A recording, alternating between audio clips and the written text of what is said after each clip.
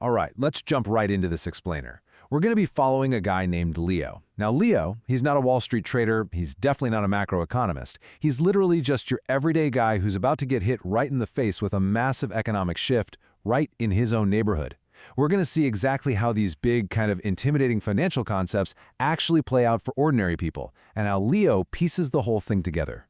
So our story kicks off on what was supposed to be just a totally normal Tuesday morning. Leo strolls down the street to his favorite local coffee shop, expecting the usual morning rush, the hum of the espresso machine, but he opens the door, and no way. It is completely empty. No line, no chatter. The barista just looks incredibly bored. Leo is standing there, utterly confused, just looking around thinking, where did everybody go? Did I miss a memo? But then Leo takes a hard look at his own habits over the last few months, and it hits him. He's actually a piece of this puzzle. See, lately, Leo's been feeling just a little anxious about money. Nothing crazy, but he quietly stopped eating out at restaurants. He started swapping his usual groceries for those cheaper generic brands and basically just funneling any leftover cash right into his savings account. And standing there in the cafe, he realizes, wait a minute, I haven't actually bought a coffee here in weeks. What Leo's doing here, without even realizing it, is participating in a classic early warning economic indicator.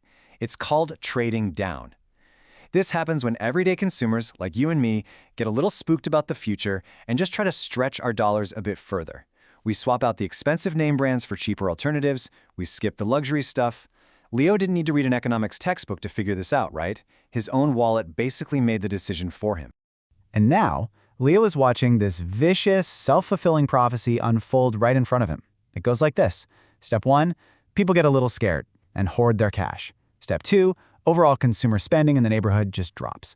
Step 3, local businesses start earning a lot less revenue. And then step 4, to survive, those businesses have to cut costs, which means layoffs. It kind of blows Leo's mind that his innocent choice to skip a morning latte actually contributed to his neighbor, who works at that shop, getting a pink slip. So, Leo realizes this sudden, chilling freeze across his neighborhood isn't just some random fluke. It actually has a formal name.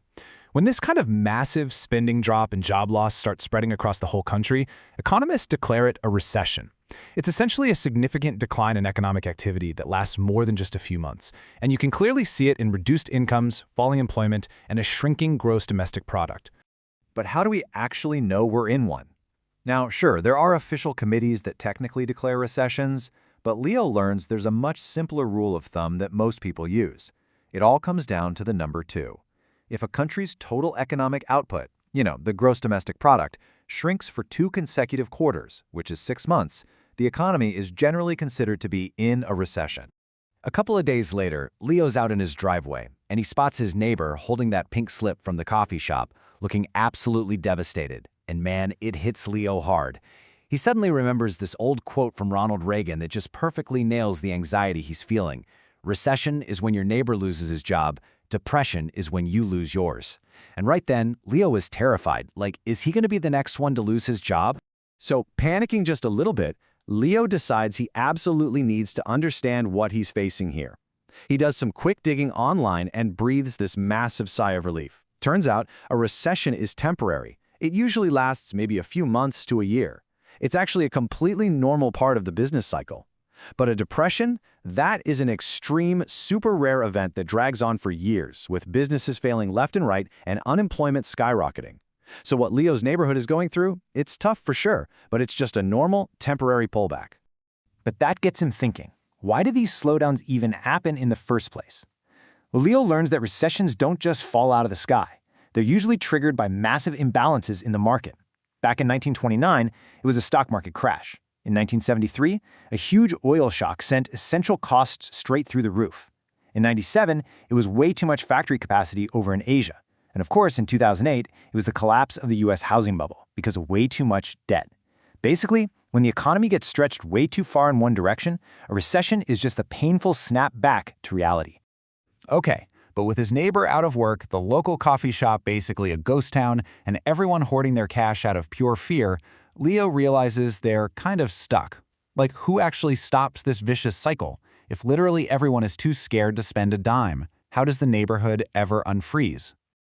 Well, the answer actually hits Leo a few weeks later. He's walking past his local bank window, and he just stops in his tracks. There's this bright new sign up showing that borrowing rates for home and business loans have suddenly just plummeted.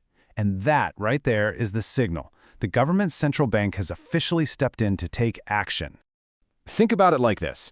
Right before the recession, borrowing money to buy a house or a car was pretty expensive. But now, the central bank has totally slashed interest rates. By making loans incredibly cheap, they are essentially putting money on sale. The whole point is to encourage businesses to borrow funds so they can finally rehire workers, like Leo's neighbor.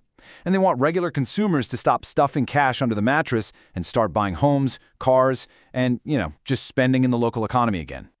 But what if just lowering interest rates isn't quite enough to fix things? Well, Leo is scrolling the news on his phone and reads about this heavy-duty tool called quantitative easing. When standard rate cuts just aren't unfreezing the economy, the central bank basically creates money and uses it to purchase large-scale securities. They inject this new cash straight into the financial system to guarantee banks have plenty of money to lend out. It acts as the ultimate backstop against a total credit freeze. Wild, right? So Leo realizes the central bank actually has this entire rescue toolkit at their disposal. When they use monetary policy, they're lowering interest rates to kickstart spending. With liquidity provision, they're actively funding financial institutions to stop catastrophic bank failures. And through forward guidance, they clearly communicate their future plans just to calm everybody's nerves. They're essentially acting as the ultimate shock absorbers for Leo's whole neighborhood. And suddenly, Leo really gets it. He takes a step back and connects all the dots. The economy? It's not some broken machine. It's much more like a living organism that breathes in and out. It moves through this natural repeating timeline we call the business cycle. It starts with an expansion, years of growth, hits a peak of maximum activity, and then naturally moves into a contraction or a recession just to cool off. Eventually, it hits the trough, bottoming out, so the whole recovery process can just begin all over again. A few days later, Leo is out grabbing his mail, and his neighbor walks over with this huge smile on his face. He just got a call for a new job interview. The central bank's actions are actually working. The freeze is finally thawing. And it leaves Leo with this really comforting realization. The economy is cyclical. While these economic winters are incredibly tough and they force us to retreat and save up, at the end of the day, they're just a season, and spring is always on the way. So now that you've seen the cycle through Leo's eyes, are you prepared for the next shift in the seasons?